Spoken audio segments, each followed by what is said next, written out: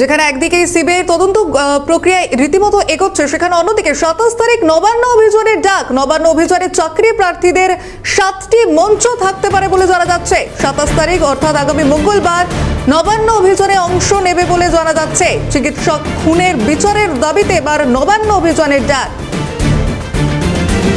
ইতিমধ্যেই যে খবর উঠে আসছে সামনে, 27 তারিখ অর্থাৎ আগামী মঙ্গলবার এই নবান্ন অভিযানের ডাক দেওয়া হচ্ছে। চাকরি প্রার্থীদের 7টি মঞ্চ থাকতে পারে।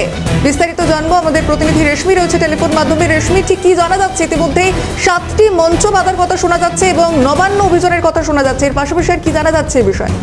দেখো, 27 তারিখ পশ্চিমবঙ্গের ছাত্র যুব সমাজ নবান্ন অভিযানের ডাক দিয়েছে। মূলত কাদম্বিনী হত্যাকাণ্ডের বিচারের দাবি সহ একাধিক দাবি রয়েছে এবং জানা যাচ্ছে চাকরি প্রার্থীদের যে মঞ্চ রয়েছে সেই মঞ্চ যোগ দিতে চলেছে এই নবান্ন অভিযানে। এবং চাকরি প্রার্থীদের মাতঙ্গিনী হাজরার মূর্তির পাদদেশে যে চাকরি প্রার্থীদের মঞ্চ আছে, পাশাপাশি আরো কয়েকটি মঞ্চ, মোট চাকরি প্রার্থীদের 8টি মঞ্চ যোগ দিতে চলেছে এই নবান্ন অভিযানে।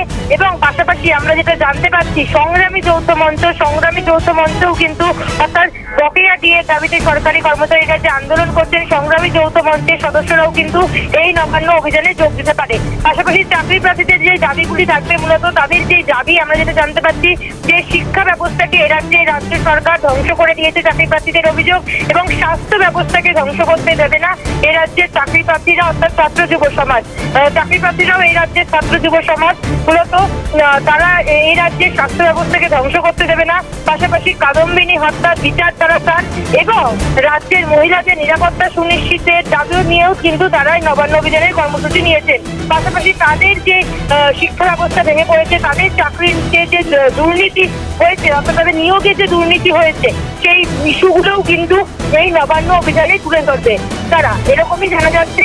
অর্থাৎ যেই নবান্ন অভিযানে ডাক দিয়েছিল এই রাজ্যের ছাত্র যুব সমাজ, সেই নবান্ন অভিযানে এবার চাকরি প্রার্থীরাও যোগ দিতে চলেছে এবং চাকরি প্রার্থীরা বলছেন তাদের কণ্ঠস্বরে এই আন্দোলন আরো জোরালো হবে।